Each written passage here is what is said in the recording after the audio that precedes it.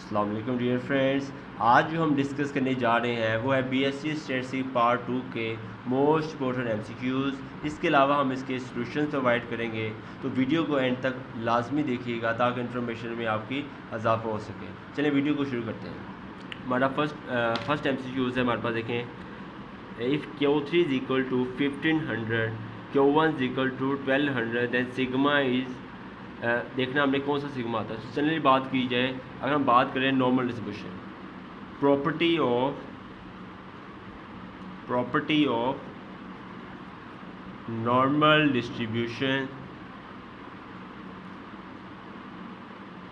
की प्रॉपर्टी की बात की जाए तो उसमें सिग्मा जो होता है स्टैंड डेविएशन, सिग्मा क्या होता है, स्टैंड डेविएशन इज इक्वल होता है Q3 माइनस Q1 डिवाइड्स 1.349।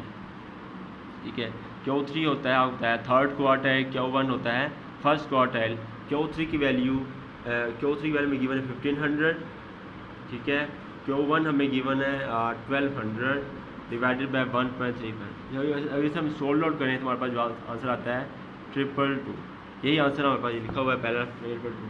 इसे हमने सोल्व आउट करना है, ये फार्मूला इस्तेमाल करते हैं नॉर्मल डिस्ट्रीब्यूशन के हिसाब से, ये सोल्व हो जाएगा। ठीक है, सेकंड न्यूमेरिकल है the sample proportion p hat is equal to small x व स्मॉल। अगर हम इसकी बात करें, ये देखें हमारे पास मेन चीज़ आपको बताने लगा हूँ, सैंपल प्रोपोर्शन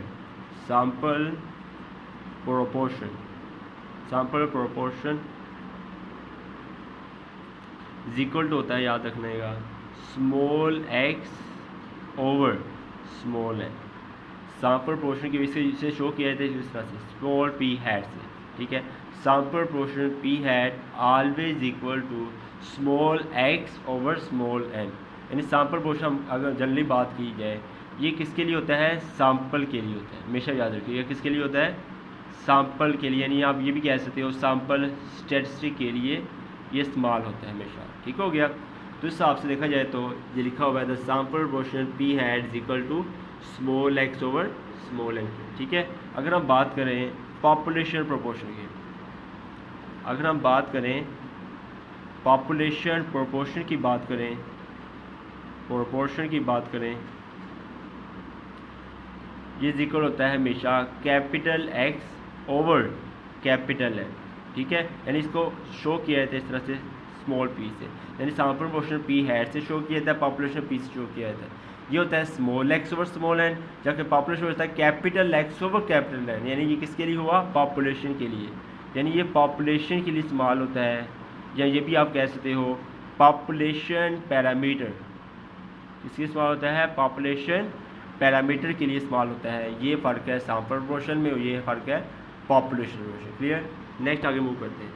नेक्स्ट लिखा हुआ है the estimate is called the value.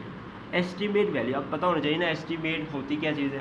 तो जनरली बात की जाए, अगर हम बात करें तो तीन चीज़ें होती हैं, एक होता है एस्टीमेशन,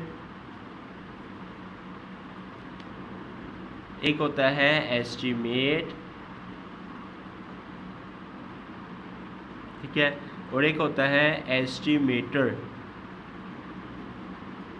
अगर हम बात करें एस्टिमेशन, ये हमारा किसमें अंदर है, स्टैटिस्टिकल इन्फ्रेंस चैप्टर है, उसके अंदर ये टॉपिक है हमारे पास। एस्टिमेशन की बात की जाए तो ये असल में होता है प्रोसेस। हमेशा याद रखिएगा, ये पेपर में भी आता है शॉर्ट क्वेश्चन के हिसाब से और मेडिकल्स के हिसाब से और एमसीक्यूज़ के हिसाब से। एस्टिमेशन जो होता है वो प्रोसेस होता है, हमेशा याद रखिएगा। और एस्टिमेट जो होती है वो होती है हमेशा वैल्यू। ठीक है, और एस्टिमेटर का जिक्र किया जाए तो वो होता है फार्मूला। ठीक हो गया, तो यहाँ लिखा हुआ है estimate is called the value, तो estimate is the called the value, ये बिल्कुल करेक्ट आंसर है। ठीक हो गया, ये आपने बात याद रखनी है कि estimation is the process, estimate is the value, estimator is formula. जब हम इंशाल्लाह टॉपिक डिस्कस करेंगे तो इंशाल्लाह क्लियरली आपको पता लग जाएगा। ठीक है, नेक्स्ट हम देखते हैं hypothesis testing. The hypothesis testing h not mu is equal to 60 is simple. वो कैसे होता है, सिंपल चीज़ आप बात करें, दो चीज़ें होती हैं, एक होता है सिंपल हिपोथेसिस, एक होता है सिंपल हिपोथेसिस, ठीक है, और एक होता है कंपोजिट हिपोथेसिस, एक होता है कंपोजिट हिपोथेसिस। सिंपल हिपोथेसिस की बात करें तो इसमें हमेशा नल हिपोथेसिस जो होता है मोस्टली इस तरह आता है, म्यू इज इक्वल टू 60। यानी आप कह सकते हो सिंपल हिपोथेसिस के अंदर all the parameters of distribution, यानी म्यू आपको बात है ना, जनरली पहले बात करूँ सिग्मा की बात करें या म्यू का जिक्र हुआ है तो ये चीज़ होती है सैम्पलिंग के अंदर, इन्हें हम कहते हैं पैरामीटर्स, इन्हें हम कहते हैं पैरामीटर्स। यहाँ पे आप ये भी कह सकते हो पॉपुलेशन पैरामीटर्स वगैरह भी कह सकते हो। सिग्मा म्यू के होते हैं पैरामीटर्स, ठीक है। तो सिंपल हिपोथेसिस ये होती है, इसमें all the parameter distribution are specified, क्या होने चाहिए, स्पेसिफाइड। जब पैरामीटर डिस्ट्रीब्यूशन स्पेसिफाइड होंगे यानी इक्वल होंगे तो उस हिपोथेसिस को क्या कहेंगे, सिंपल हिपोथेसिस। क्लियर है। तो इसी तरह अमेरिकन ने लिखा हुआ था the hypothesis mu is equal to 60 is, तो यहाँ क्या लिखा हुआ आंसर सिंपल लिखा हुआ, इसमें लिखा हुआ है जिसमें ऑल द पैरामीटर्स यानी म्यू सिग्मा जो भी होंगे हमेशा क्या होंगे, इक्वल होंगे, यानी कि स्पेसिफाइड होंगे। कंपोजिट की बात करते हैं लगते हाल, कंपोजिट जो होता है वो हमेशा याद रखना वो होता है नॉट स्पेसिफाइड, नॉट स्पेसिफाइड, यानी कंपोजिट जो होता है वो होता है नॉट स्पेसिफाइड। क्लियर है, यानी स्पेसिफाइड नहीं होता। हम ये भी कह सकते हैं कि एच नोट जो होता है, एच नोट जो होता है इसके अंदर वो होता है mu greater than equal to 60, यानी इस तरह हम कह सकते हैं। यहाँ पे हम ये भी कह सकते हैं H1 जो होगा इसके अंदर म्यू जो होगा लेस देन 60, ठीक हो गया। जिसमें greater than, less than, does not equal का जिक्र आ जाए, ये सब चीज़ें क्या होती हैं, कंपोजिट होती हैं, ठीक हो गया। और सिंपल की बात की इसमें इक्वल आया, यानी इसमें स्पेसिफाइड होंगे सिंपल हिपोथेसिस, इसमें नॉट स्पेसिफाइड होंगे यानी ग्रेटर देन, लेस देन, वो होता है कंपोजिट हिपोथेसिस। क्लियर। नेक्स्ट आगे मूव करते हैं, हमारे पास आगे नेक्स्ट क्वेश्चन लिखा हुआ है small n is greater than equal to 5% of capital n then we use without replacement. तो सिंपल टेक्निक है, इसकी टेक्निक बताते हैं, देखें यहाँ पे नोट कर लें बोल के, वी शुड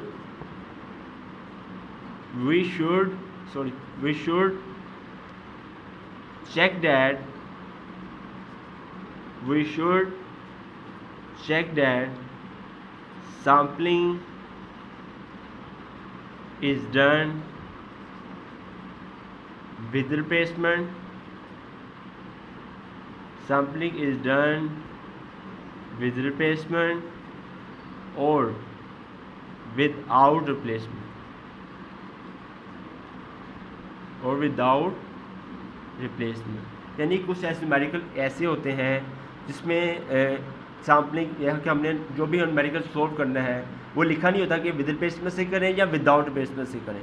जब इस तरह की सिचुएशन कहते हैं, इस तरह की सिचुएशन आए कि हमें पता ही नहीं है विद रिप्लेसमेंट लगा है या विदाउट रिप्लेसमेंट, उसकी टेक्निक है नंबर 1, यानी if small n is less than 5% of capital n आए तो हम क्या यूज़ करेंगे, then we use with replacement always. Clear है,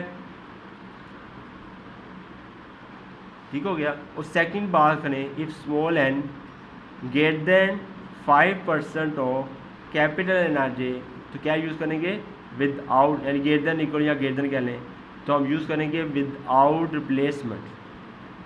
क्या यूज़ करेंगे हम, विदाउट रिप्लेसमेंट हम यूज़ करेंगे। अब जानना ये है ये कैसे, ये लेस देन 5% है क्या चीज़ है, ग्रेटर देन 5% है क्या चीज़ है। तो जनरली बात करूँ हम ये भी कह सकते हैं, स्मॉल एन की बात करें, स्मॉल एन चले ले लेते हैं 400, ठीक है, और ये हम ले लेते हैं कैपिटल एन हम चले ले लेते हैं 4500, ठीक है। आपने जैसे क्या करना है, ये सिंपल आपने करना है, स्मॉल एन की जगह आपने करना है स्मॉल एन लिखा हुआ है less than 5% of capital n, आपने कुछ इस तरह लिखना है, स्मॉल एन की जगह लिख देना है 400, लेस देन 1% कितना होता है 1/100। हम जानते हैं कि 1% इक्वल होता है 1/100, तो ये हमने 500 लिख दिया, मल्टीप्लाई बाय कैपिटल एन आपने 4500। आपने बस क्या करना है, इसे सिंप्लीफाई करना है। अगर ये इससे लेस देन आया तो आपने कह देना है ये क्या है, विद रिप्लेसमेंट, सिंपल चीज़ इसे सोल्व करना आपने। अगर ये लेस देन आ जाता है तो हम कहेंगे ये विद रिप्लेसमेंट। फ़र्ज़ कर लें अगर ये ग्रेटर देन आ जाता है यानी 40 से ग्रेटर देन है तो आप कहेंगे ये विदाउट रिप्लेसमेंट। तो ये टेक्निक है आपने इस्तेमाल करनी है कि कब विद रिप्लेसमेंट वाले कब विदाउट करेंगे, लेस देन ग्रेटर के हिसाब से हमने यूज़ आउट कर लेंगे। Clear that. नेक्स्ट आगे मूव करते हैं।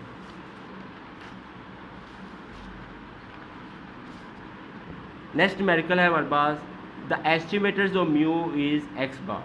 तो सिंपल चीज़ है, कोई इतना इजी नहीं कहते हैं, कोई इतना मुश्किल नहीं है हमारे पास। देखें वी नो डैट, हम जानते हैं expectation of x bar is equal to mu, हम जानते हैं एक्सप्रेशन एक्स बार क्या होती है, म्यू, यानी ये भी कह सकते हैं म्यू एक्स बार यानी mean mu of x bar is equal to expression of x bar is equal to mu. ये म्यू एक्स बार जो हम बात करें, यानी म्यू एक्स बार की बात करें या सिग्मा एक्स बार की बात करें, ये होते हैं असल में सैंपल स्टैटिस्टिक, ये होते हैं सैंपल स्टैटिस्टिक। ये हमने पहले डिस्कस कर लिया, बल्कि म्यू आए या सिग्मा आए, ये होते हैं पॉपुलेशन पैरामीटर। क्लियर है, ये होते हैं पॉपुलेशन पैरामीटर। तो यहाँ लिखा हुआ है expectation of x bar is equal to mu, तो इसमें लिखा हुआ है the estimators of mu is x bar, यानी म्यू का जो एस्टिमेटर होता है वो क्या होता है, एक्स बार होता है। तभी जिस तरह हमने किया रिसेंटली एस्टिमेटर मैंने क्या कहा था, एस्टिमेटर होता है फार्मूला, एस्टिमेटर क्या होता है फार्मूला, जैसे कि expression of x bar is equal to, ये क्या है, फार्मूला है, म्यू मीन और एक्स बार, यानी हम ये भी कह सकते हैं x bar is equal to mu, क्योंकि म्यू भी मीन होता है और एक्स बार भी मीन होता है। फ़र्क क्या होता है, म्यू जो होता है वो पैरामीटर होता है, पॉपुलेशन पैरामीटर, एक्स बार जो होता है वो सैंपल स्टैटिस्टिक होता है। ठीक है, तो अगर हमें कहा जाए कि म्यू का एस्टिमेटर क्या है, तो म्यू का एस्टिमेटर आपने कहना है सिंपल क्या है, एक्स बार होता है। क्लियर डैट, नेक्स्ट आगे मूव करते हैं। नेक्स्ट में लिखा हुआ है level of confidence is denoted by 1 minus alpha. ये तो मुझे नहीं पता है कि लेवल ऑफ कॉन्फिडेंस जब भी जिक्र किया जाए ये होता है हमेशा 1 माइनस अल्फा के बराबर होता है। क्लियर, नेक्स्ट आगे लिखा हुआ है estimator is possibly and bias estimator if expectation of theta hat इगेदर थीटा। अगर हम इससे डिस्कस करें तो स्टैटिस्टिकल इन्फ्लुएंस के चैप्टर में हमारे पास आता है, सबसे बड़ा टॉपिक हमारे पास होता है अनबाइस्ड एस्टिमेटर। सबसे बड़ा टॉपिक हमारे पास क्या आता है, अनबाइस्ड एस्टिमेटर। तो उसका फार्मूला होता है कि जिस तरह से expression of theta hat equal to theta, ये थीटा है जो नज़र आ रहा है ना, ये होता है एस्टिमेटर, ये थीटा है जो नज़र आ रहा है ये क्या होता है, एस्टिमेटर। यानी एस्टिमेटर या थीटा है जो है is said to be unbiased estimator if its expectation यानी expected value equal to its population parameter. यानी थीटा जो है यहाँ पर वो क्या है, पॉपुलेशन पैरामीटर। थीटा यहाँ नज़र आ रहा है वो है पॉपुलेशन पैरामीटर। तो जनरली बात की अगर हम पेपर में आए कि व्हाट इज़ अनबाइस्ड एस्टिमेटर या कोई एमसीक्यू पूछ रहा है तो आपने कहना है an estimator is said to be unbiased if is expected value. E क्या शो कर रहा है यहाँ पर, एक्सपेक्टेड यानी एक्सपेक्टेशन शो कर रहा है। ई यहाँ पर क्या शो कर रहा है, ई यहाँ शो कर रहा है एक्सपेक्टेशन भी कह सकते हैं, एक्सपेक्टेड वैल्यू भी कह सकते हैं। आपको पहले बताया हुआ एक्सपेक्टेशन जो होता है वो मीन ही होता है हमेशा, यार एक्सपेक्टेशन जो होती है हमेशा वो मीन ही होती है। ठीक हो गया, तो सिंपल आपने बात कर दी है, estimator set to be unbiased its expected value equal to its population parameter. Clear है, अगर पेपर में आ जाता है बाइस्ड एस्टिमेटर क्या होता है, बाइस्ड एस्टिमेटर या एमसीक्यूज आ जाता है, तो आपने सिंपल कहना है if expectation of theta hat does not equal to theta.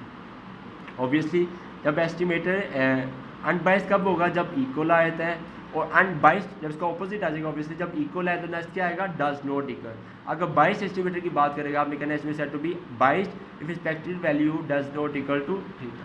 ठीक है, अगर बात करें वो पॉजिटिव, अगर वो बात कर ले पॉजिटिवली अनबाइस्ड एस्टिमेटर क्या होता है, पॉजिटिवली अनबाइस्ड एस्टिमेटर क्या होता है, तो आपने सिंपल करना है expression of theta hat is greater than theta, तो वो आपके पास हो जाएगा पॉजिटिवली अनबाइस्ड एस्टिमेटर। अगर वो बात कर ले नेगेटिव अनबाइस्ड एस्टिमेटर क्या होता है, तो आपने कहना है simple expectation of theta hat less than theta is called as negative estimator. ठीक है, इस तरह उसने लिखा हुआ है an estimator is said to be positively unbiased estimator expectation of theta hat greater than theta. इसके न्यूमेरिकल एक मैच करता है said to be biased estimator. Biased कब होता है, expectation of theta hat does not equal to theta. ठीक है, और थीटा हैट जो होता है तो मैंने एक्स बार के बराबर होता है, यानी दोनों क्या होते हैं, एस्टिमेटर। हमेशा ना थीटा हैट जो होता है वो इक्वल होता है एक्स बार के। थीटा हैट भी एस्टिमेटर है और एक्स बार भी एस्टिमेटर ही कहलाता है। ठीक है, यहाँ इससे क्या कहते हैं, पॉइंट एस्टिमेटर। पॉइंट एस्टिमेटर भी theta is equal to x bar क्या होता है, पॉइंट एस्टिमेटर। क्लियर, नेक्स्ट देखते हैं। नेक्स्ट लिखा हुआ है इज एन एस्टिमेटर नेक्स्ट लिखा हुआ है is an estimator are random variable.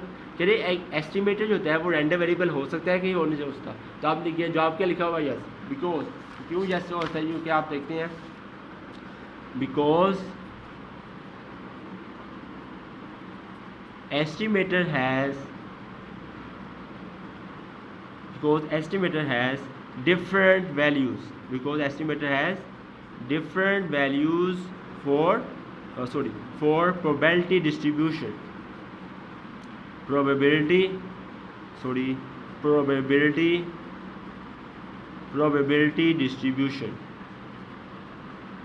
ठीक है हाँ, because estimator has different values for probability distribution. ठीक है, एस्टिमेटर जो कि डिफरेंट वैल्यूज़ रखता है, इसी वजह से एस्टिमेटर जो होता है रैंडम वेरिएबल, क्योंकि रैंडम वेरिएबल भी डिफरेंट वैल्यूज़ रखता है, एस्टिमेटर भी डिफरेंट वैल्यूज़, इस वजह से हम कहते हैं estimator as a random variable. ठीक है, नेक्स्ट है confidence coefficient is equal to 1 minus alpha 100%, यानी कि कॉन्फिडेंस कोएफिशिएंट की बात करें तो ये होता है असल में 1 माइनस अल्फा 100%, यानी आप कह सकते हो, आपने न्यूमेरिकल में देखा होगा 98%, 99%, ये सब चीज़ें जो होती हैं, यहाँ 96%, ये सारे जो लिखे होते हैं ये असल में कॉन्फिडेंस कोएफिशिएंट ही होते हैं लेवल कॉन्फिडेंस ही है, लेकिन इनको कहा जाता है कॉन्फिडेंस कोएफिशिएंट। 98% ये क्या है, कॉन्फिडेंस कोएफिशिएंट होते हैं। ठीक है, नेक्स्ट आगे मूव करते हैं। पॉपुलेशन प्रेशर का हमने जिक्र कर लिया है, स्मॉल लेस देन 5% का यूज़, ये भी हमने डिस्कस सारा कर लिया है। ठीक है, आगे ये देखें कुछ लिखा हुआ है blue,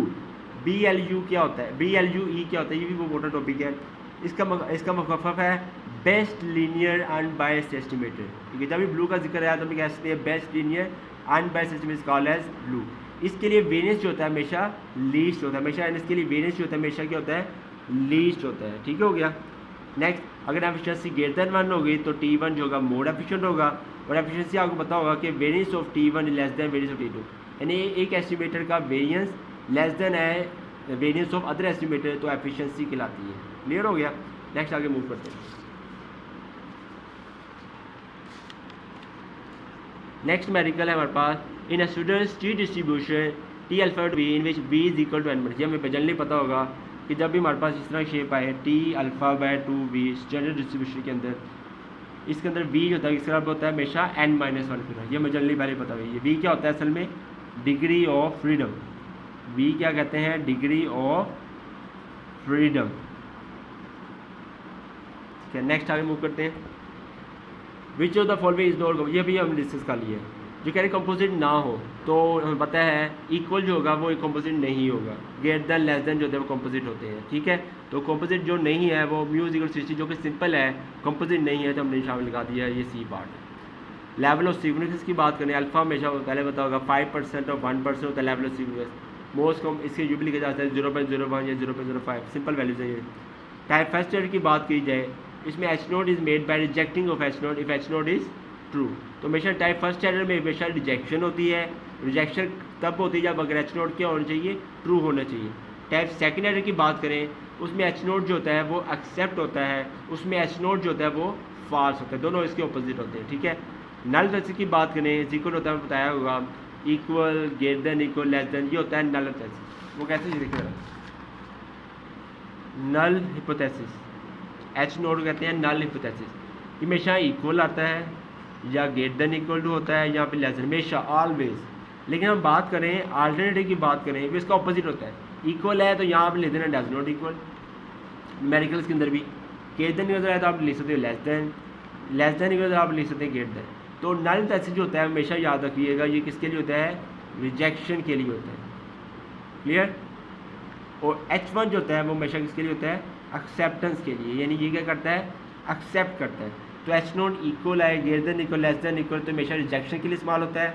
H1 does not equal, इसका opposite greater than equal less than, और लेस देन इक्वल टू हो तो क्या लिखा है, ग्रेटर देन, तो ये एक्सेप्टेंस के लिए इस्तेमाल होता है। Clear that. नेक्स्ट आगे मूव करते हैं।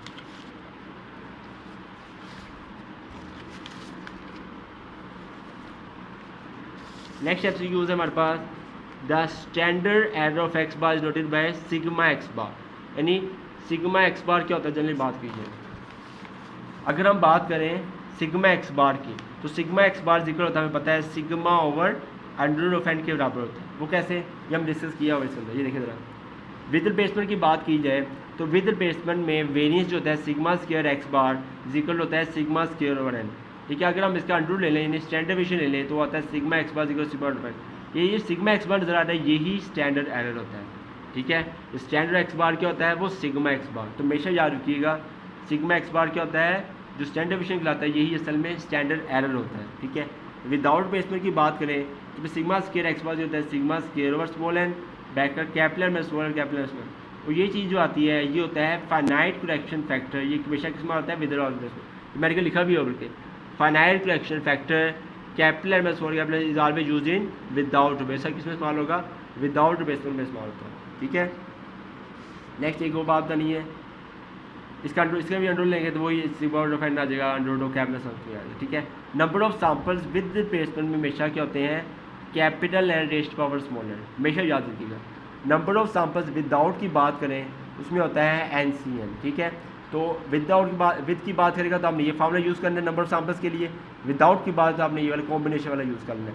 आगे ये लिखें विद रिप्लेसमेंट के लिखा हुआ है रिटर्न, ये लिखा है नो रिटर्न। तो विद रिप्लेसमेंट में आपको बता दो ये दोनों में फ़र्क क्या है। विद रिप्लेसमेंट हमेशा रिटर्न आता है। रिटर्न मतलब क्या है, जैसे विंडो शॉपिंग, हम चीज़ समझो कि नाम में देखने जाते हैं लेकिन उसे पैसे नहीं देते, बस चीज़ देख के हम वापस आ जाते हैं, जैसे विंडो शॉपिंग कहते हैं।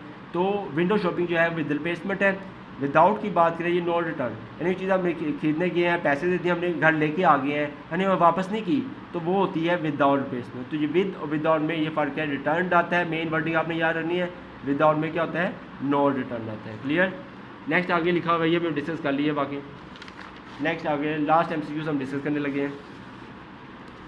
यस लिखा हुआ है attribute is called quality variable. ये उसके अंदर आता है independence and test and independence के अंदर। तो एट्रीब्यूट हमेशा क्या होता है, क्वालिटेटिव वेरिएबल होता है, यानी एक खूबी वाला वेरिएबल होता है। ठीक है, the attributes A and B are called associated if they are not independent. Associated कब होते हैं, जब नॉट इंडिपेंडेंट हो। तो जनरली बात करूँ अगर करें A and B are independent, A and B are independent कब होते हैं, अगर A B की class frequency is equal to आ जाए class frequency of A class frequency of B over small. अगर इक्वल है तो क्या होते हैं, इंडिपेंडेंट होते हैं। लेकिन जब जिक्र आ जाए एसोसिएटेड, एसोसिएटेड में क्या होता है, A B does not equal to A B over M, यानी ये क्या होते हैं एसोसिएटेड के, तो ये A B डज मतलब ये क्या हो गए, नॉट इंडिपेंडेंट। ठीक है, नॉट इंडिपेंडेंट भी कह सकते हैं, यहाँ से हम कह सकते हैं डिपेंडेंट, क्योंकि डिपेंड करना और नॉट इंडिपेंडेंट बात तो एक ही है। क्लियर। तो यहाँ लिखा हुआ है the attributes A and B are called associated, they are dependent, यानी कि नॉट इंडिपेंडेंट बात एक ही है। ठीक है, नेगेटिव एसोसिएशन तो A B लेस देन हो जाएगा, पॉजिटिव एसोसिएशन तो A B से ग्रेटर देन हो जाएगा। True attributes are independent if Q is equal to 0, यानी कोएफिशिएंट ऑफ एसोसिएशन क्या होगा, 0 होता है अगर कब एट्रीब्यूट्स आर इंडिपेंडेंट। chi-square को शो किया है तो इस तरह की शेप होती है, सिंपल शेप, यानी इस तरह की शेप होती है। chi-square की शेप किस तरह होती है, इस तरह की। ठीक है, ये शेप किसकी है, chi-square की। ठीक है, और z वाली शेप हमें पता होगा ये होती है नॉर्मल के लिए।